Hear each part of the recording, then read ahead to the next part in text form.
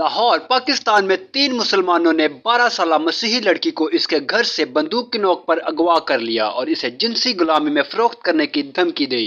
صوبہ پنجاب کے ضلع اوکاڑا کے گاؤں چک نمبر 55/2L کی ایک کیتھولک رہائشی سمیرا گلزار نے بتایا کہ ان کی بیٹی اریحا کو 20 جنوری کو ایک 40 سالہ پڑوسی سجاد بلوچ اور 2 ساتھیوں نے زبردستی ان کے گھر میں داخل ہونے کے بعد اغوا کیا۔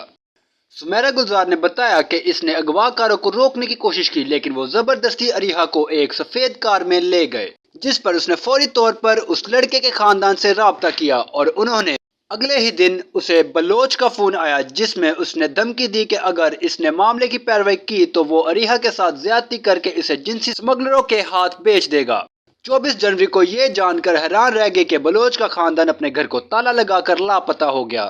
اور اسے پولیس کی مدد لینے پر مجبور کر دیا۔ لڑکی کے والد گلزار مسیح نے کہا کہ ان کے پاس قانونی چارہ جوئی کے لیے مالی وسائل کی کمی ہے، حالانکہ بلوچ کمیونٹی میں مجرمانہ شہرت رکھتے ہیں۔ اس کے والد کا کہنا ہے کہ بلوچ ان کے علاقے کا معروف مجرم ہے، جبکہ وہ لوگ بہت غریب اور کمزور ہیں۔ انہوں نے کہا کہ پولیس سے رابطہ کرنے کے 1 ہفتے سے زیادہ گزرنے کے بعد افسران اسے ڈھونڈنے میں ناکام رہے ہیں۔ انہوں نے مزید کہا کہ ہم ہر روز اس امید کے ساتھ پولیس اسٹیشن جاتے ہیں کہ ہمیں اپنے بچے کے بارے میں کچھ معلومات ملے گی، لیکن ابھی تک کوئی پیش رفت نہیں ہوئی۔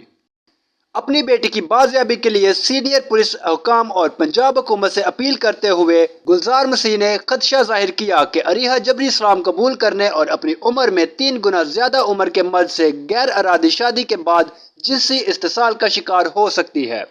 انہوں نے کہا کہ اگر پولیس تیزی سے کارروائی نہیں کرتی اور اسے بازیاب نہیں کرتی تو بلوچ اریحا کو جنسی اسمگلروں کو فروخت بھی کر سکتے ہیں۔ معلومات کا قابل اعتماد ذریعہ CRC، جڑے رہیں CRC کے ساتھ۔